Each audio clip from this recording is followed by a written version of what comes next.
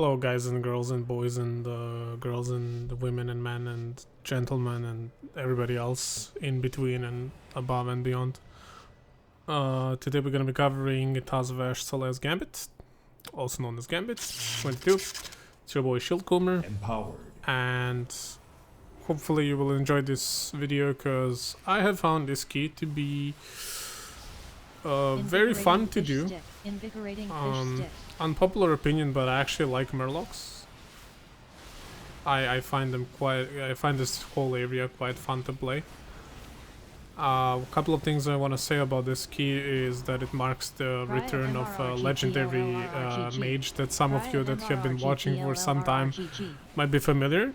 My boy Birkun, Frost Mage, he's back. He took a break because he was studying. He's still studying, but he decided to come back to the game, and I'm super happy about it. He's one of my favorite people to do keys with. And my boy Arius, the DH, back on his vengeance.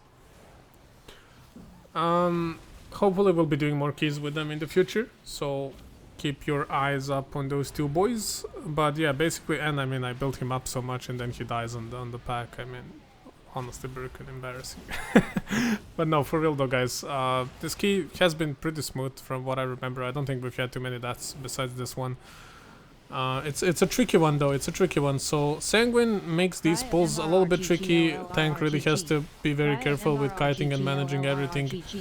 Storming is just annoying. I would say 95% of the time storming is a non-factor, but storming can sometimes be that one affix that leads to a disaster. I've seen storming kill keys. It definitely can happen, so just a small little thing to pay attention to, and just keep in mind. And here you gotta be careful here with the sharks. You know, you don't want to be drawing sharks here. So like this Pepega Warlock, what he should have done is he should have made a gate across the water, because that's very easy to do and a smart Warlock would do that. But I guess, you know, you live, you learn, and you grow as a person from your mistakes. But yeah, that is just something to keep in mind. Yeah, so basically, with these fish sticks, I will say a couple of things. So we have two ways to cancel fish sticks, and that is chastise and fear. Other than that, it's completely on your DPS group to do that. Here you want to be stacked and you want to be very careful. These wave jumpers, they will jump, well, as their name suggests, they will jump at a player. And as you've seen with Birkin, what can happen is they can just one-shot you, so you gotta be careful. They do hit quite strong, and for example, this like the week at which I'm recording this commentary is, for example, raging, so they're extra dangerous. So you just want to be careful with these boys. They're very scary. When it comes to fish sticks, obviously it's very straightforward. Like, I really don't know why so many people are traumatized from fish sticks. If they spawn, just kill them. Forehead, lol. Literally just target them, kill them. Make a macro, even if you need to. There's probably some sort of weak aura that tracks them or whatever. It is scale binders that cast them, and as you can see, we let the cast through here again. So it's just something to keep in mind. You know, you really do, like, I think you gain way more value if you just interrupt that rather than letting it through it and wasting DPS to kill fish sticks. Fish sticks are still squishy, like they have like what, 40k, 50k HP, so definitely not anything big to like kill, but you still do want to make sure that, you know, they're killed quickly if they actually do get spawned, and if they do not get spawned, you know, just make sure you keep interrupting the scale binder. Once again, stack so these wave jumpers don't jump on you. And, you know, enjoy pumping the DPS, guys, for real. Like, this is why I like these packs. It's just like so much things to just kind of like slap around, and it's very fun in my opinion. Empowered.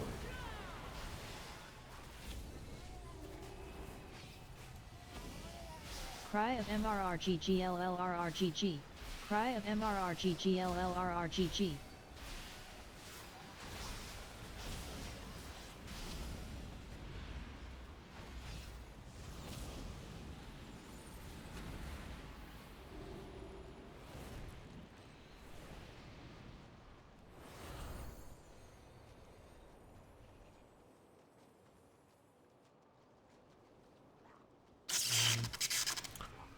Empower. once again, more Murlocs. Honestly, I don't even know what to tell you guys about. Like, I'm trying to find something interesting to say about Murlocs, but it's literally just bitch slapping Murlocs, you know. Like, use your DPS as much as you can here. Help out. You will notice how I'm using a lot of like Guardian Spirit on the tank here. As I always do, you know, I've told you guys my philosophy on it. Like, I think especially if you're playing a tank that has high leech and high like self-sustain, such as DK or DH, they just get so much value out of it, and they really don't require much healing at all. So if you just put it on them, so by doing that, you ensure that you can completely like freely heal your DPSers and just kind of like focus on dealing damage, and that's what hierarchies are all about. Just deal damage, help out your group, kill things faster. Power without wisdom leads to ruin, Solia. Fares against the might of the Titans. You are unworthy to lay claim to these relics. You desecrate these halls.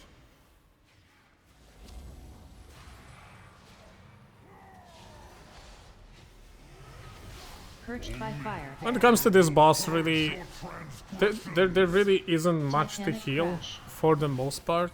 I personally would say, again, one more boss where we highly should prioritize and focus on damage.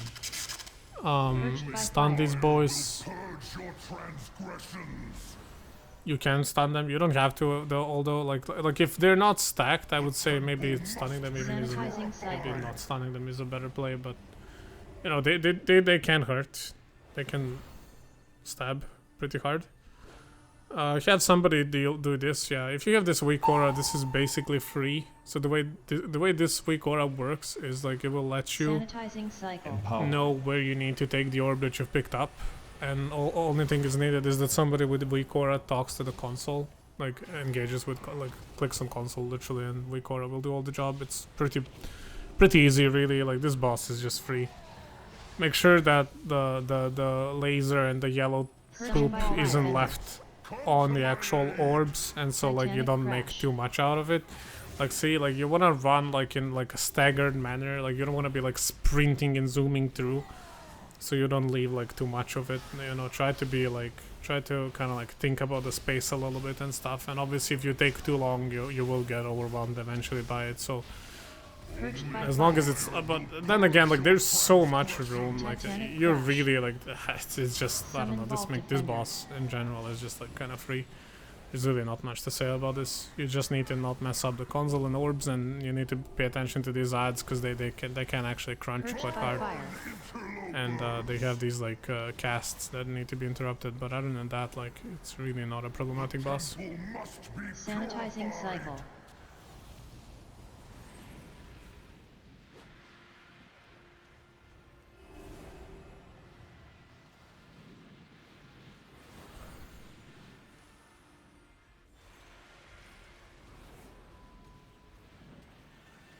Sanitizing cycle.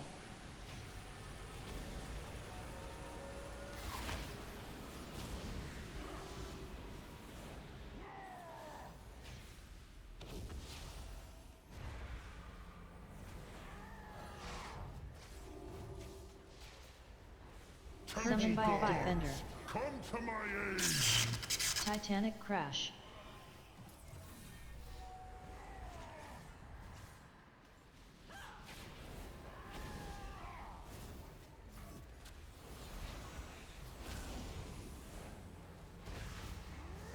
Purged by fire.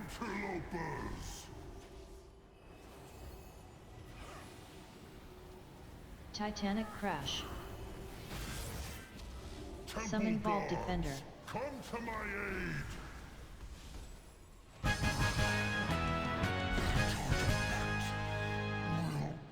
End you all. Siria's arrogance will be her downfall.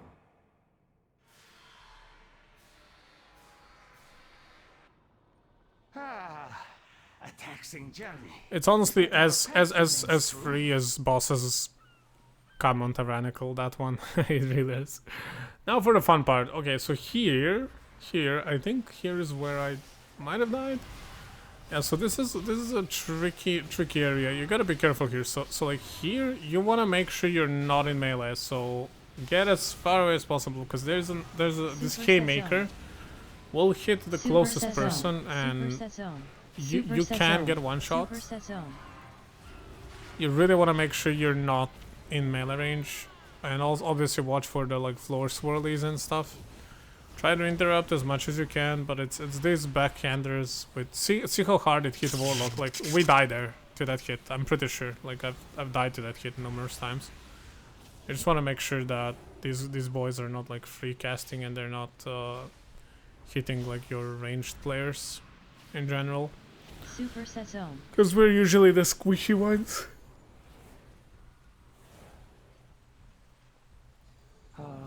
A talent for acquiring intriguing artifacts.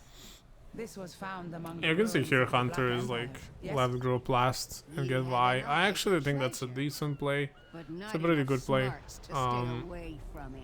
That's a really pretty mount actually. Please direct your grievances to. But yeah, here if you do right group, you can do left group and get like encrypted. Like one of the encrypted, whichever one you want. Usually it's haste or ur. You can also, I guess, get ur and then get haste. I guess it's like whatever you want to do, but we decided to get haste, and then we got ur on boss. It's a pretty good combination, having like haste plus the CDR reduction. I would say on fortified you do it the other way around. You get the buff for the packs, because obviously it's fortified. But, you know, that's just up to your group, basically, to decide what you want to do. It also depends on comp. Like, some groups don't really benefit that much from the haste. Because Vi buff is a little bit underwhelming, in my opinion. It's not as great as Ur. Ur is just overall better, if it feels like. I could be wrong, like, I don't know the exact numbers, but it just feels like Ur gives so much to so many classes. Like the CD reduction is huge, and it just kind of like breaks certain classes that have like those low cooldowns that they can then spam on the packs. It's just crazy. It really is. And there we had like an unfortunate situation where this guy was standing in Sanguine and like hitting, and this is why I would say like maybe on a week like this, you would get more value playing Shining Radiance. I do think Shining Force, sorry, the knock that we have as priests, like it's a talent that you do have to take. Sadly, instead of Chastise Stun. But honestly, for the purpose of interrupting, Chastise Stun is not that important, because even without the talent, it still interrupts. You just won't keep the mob stunned. So I guess it depends on what you value more. Like, do you value having like extra utility at the expense of a 4-second stun, or do you more value stun? I would say that's up to your group. If you're playing with a rogue, I would definitely go for Shining Force in a week like this. But since we're low on stuns in our group, I decided to go with Chastise, simply because it's something we lacked. Because realistically, who's gonna stun in our group? Like, Warlock has a stun. I guess we have like, I don't know, like trap or something, but all of these things, they're not like very easy to do, so yeah. And here this boss, like, I'm honestly not even gonna speak about this boss too much, because in my opinion this boss is mostly on poor tanks, as always. Like, tanks have the highest responsibility. I genuinely feel bad for tank players sometimes. Like, it feels like everything sometimes is on them. But this boss, really, if your tank knows what they're doing, like, you guys will see how free this boss is with Irius's positioning, and he did an amazing job here at just like handling all the ads. We haven't gotten a single one that was running after us, and this boss literally looked like a big target dummy. Obviously, don't be in front of this guy, and don't be like behind him, because if you go behind him, he will tail you, and you don't wanna deal with that. Trust me. And here we had like a little bit of a tricky situation. Birkin was getting dragged into the wave. So I decided to pull him. I'm not sure if he had blinks, because I'm not tracking blinks, but I didn't want to risk it. And besides, like, why would he waste global when I can just pull him and he can keep DPSing? It's just some like small touch because I wasn't in any cooldowns. I didn't have any buttons to press at that moment except smite, so I thought it's like bigger value to try and pull, you know, DPS out of like a bad mechanic, just in case they're struggling rather than risk it, right? Honestly, even if I was DPSing, I don't think that would have been a bad play. Like, you can always sacrifice one global city to save a DPS player. Like, that's the thing though, like, no matter how hard you're trying to min-max, like, a player dying is always gonna be a bigger DPS loss than any GCD you could possibly do. That's just how it is. Like, even if that player is bad, like even if you're like, I don't know, salty or tilted at your pug player or whatever, like you will still get more DPS out of like a DPS player being alive than you casting like an extra smite or horrifier or whatever. And I know that sucks for us because it makes like the game, it makes you feel like you're kind of like, you're forced to fix sometimes bad plays that people do and sacrifice your own damage just because somebody's standing in poop or something, but that's just life of a healer, you know. You kind of have to accept that, and sometimes it's tilting, but you simply gotta, you know, you gotta deal with it. These packs, I would strongly suggest doing them one by one. If you're really confident in your interrupts and in your like CC, I guess you can pull multiple, but you really like every single thing here should kind of get interrupted, and as you can see, like we are definitely not. Like, we are running out of interrupts here, especially it's like one of those bad things about playing a priest. Honestly, as a spec, we don't have a lot of problems, but one of the main issues for our spec in general is the fact that just those like interrupts are sometimes lacking. Because, for example, when you bring a Restashami, like you just get so much value out of their interrupt because it's a really short interrupt, and I think that's why Restashami previous season, alongside with their like solid consistent damage and healing, like they were just really nice to have because you solve a lot of issues, right? And especially this patch with like locks being so popular, locks have like a little bit of a weaker interrupt, like it's longer CD if I'm not mistaken, correct me if I'm wrong, but in general locks do have like one of the longest CDs on interrupt, and it's just something that sometimes your group will lack. So if you have like both warlock and priest, you definitely can find yourself lacking on interrupts. And where this is noticeable, for example, is these packs here or in Spires, especially with like double Goliath pack and packs like that, where you do need a lot of interrupts and stuff like that. Although Reinvigorate. there's sometimes more ways to interrupt than one, like, right? Like, we still bring CC, and with CC, like, you can treat it as an interrupt, low-key. It's not the same, for sure, but it is out there. It's an option. It definitely is an option. Here with these guys, just be ready to heal, especially in the hierarchies. Like, obviously, the Drifting Star will one-shot regardless, no matter what. So just don't get hit, like don't, it's easy to kind of like zone out and just kind of like press your buttons, but you know, try to be focused, don't stand in the frontal. It is kind of hard to see sometimes where he's casting it, so make sure you're keeping your eyes out on that. And then we decided to double pull here, which was a little bit brave, but I liked it. We get like a really good value on it because of our composition, like especially Frost Mage that likes to cleave a lot. And we also have enough cleave for these pulsars as well. And I mean, with Holy Priest, you shouldn't have struggles on healing these pulsar seeders, so you should be good there. Once again, pay attention to frontals. And just keep DPSing. I don't know why we got Voe earlier, by the way. I think that was like a misplay. I think something we did quite often with Birkin in the group. He refuses to single target an enemy. Which I respect it, I guess. I understand, but you know, sometimes you gotta make sure that you kill the right encrypted. Empowered. Guards, summon assassins. These pests. Hyper light spark.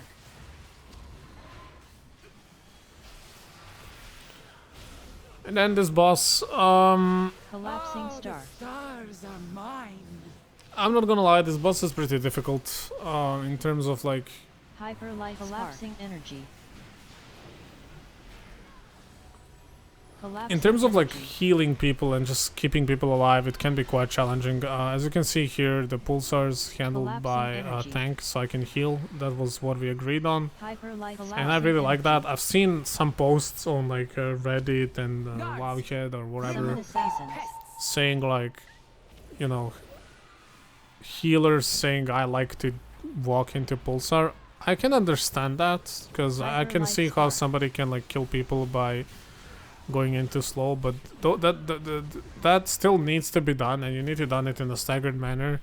So like buff expires, you go again, buff expires, you go again, and it's not hard to do, and you just have to have cooldowns ready, and it's that simple really. There's no other way to put it. Like, you just need to make sure you have your hymn ready, then you have your apotheosis ready. You could even go like apotheosis, hymn, then apotheosis is probably smarter because of like cooldown management, right? Because like apotheosis is shorter cooldown, so you'll get it again. Here, make sure you're not between boss and stars. They will like murk you. And just keep going, you know, use that prayer of mending value. It has a lot of value on a boss like this because it's AoE. Obviously asking people to stack a little bit is always helpful, because that allows you to get full value out of your sanctify and out of your like circle of healing. It's not necessary, but it is nice. And here Iris decided to move the boss to the side. I personally prefer when boss is in the middle. I know a lot of people will disagree with this. It's probably a hot take. I just find it easier to kind of like see everything and handle everything. Oh, here I think I die. Yeah, and I was too slow. I thought I can like stick in the middle, but then I saw that there is no space, and I didn't really change my mind. I just realized it's not possible, so I realized I'm gonna have to run, but by the time I realized that, it was too late. So yeah, I guess I mean, a little bit unlucky, but also lack of kind of like anticipation on my part. I wasn't aware that that mechanic is happening at all, and that's why I stood in a bad spot. And here I almost died again. That was really scary, so something to be careful of. You know, this boss can be quite tricky. This boss can be quite tricky sometimes, exactly because of that. And then also with bugs, you know, these stars can sometimes be messy if people refuse to like walk more and stuff like that, you know. But it's my downtime, you know. It's like, yeah, but we gotta do the boss mechanic, you know. The downtime doesn't matter, the boss is immune. No, but for real though, this boss is a bit tricky. It's probably the hardest boss in this dungeon. And one mistake I made here is I didn't rebuff for myself like a pretty... I would say, like, I rarely forget, but I noticed lately I've been really forgetting to use Fortitude a lot, both in raid and in the key environment, and maybe get a weak aura. Like, honestly, if you get like a weak aura, there's probably like a weak aura that somebody smart made at some point that says like blinks when a member of your party doesn't get a buff or something like that. It's definitely a very useful to have, a very useful weak aura to have. And also, like, when you make, I would like to, I make a macro for Fortitude. Like, I never buff a person that's a missing buff, or I never buff anybody else. I always buff myself. And the reason is sometimes if you buff somebody else, and Jesus, broken luck there. And so if you buff somebody else, what can happen is they can be like out of line of sight, and it's really annoying. And if you buff it on yourself, it has a really big range and it goes through walls and stuff. So you will just always get it on everyone. So like, I would highly suggest just macroing it to cast it on yourself, or just, you don't even need a macro for that. You can just, you know, cast it on yourself, I guess. But yeah, enough about things that nobody asked for. We got last here, so you know, we were close to finishing the boss, which is pretty nice. Here I'm holding my trinket because I'm waiting for him to kind of like get in a position where he will stand in the actual circles. Something to be mindful of, you can lose a lot of damage if you use this trinket recklessly, so that trinket is powerful, but it does require a little bit of finesse when using it. And here I had my boon, but I knew it's like, the boss is pretty much dead, so I decided to just hold it a little bit. And yeah, this was actually close to +2 a little bit. But yeah, I just wanted to say, guys, you know, guys, as always, let me know what you think. If you got any questions, feel free to comment. Always appreciate your feedback as well. You know, if you like the video, like it. It helps the channel a lot. If you're feeling extra crazy, subscribe. and I hope to see you again, and you know, look forward to more of these videos because I've done a lot of them lately, so I can't wait to upload them all for you guys. Bye bye, take care.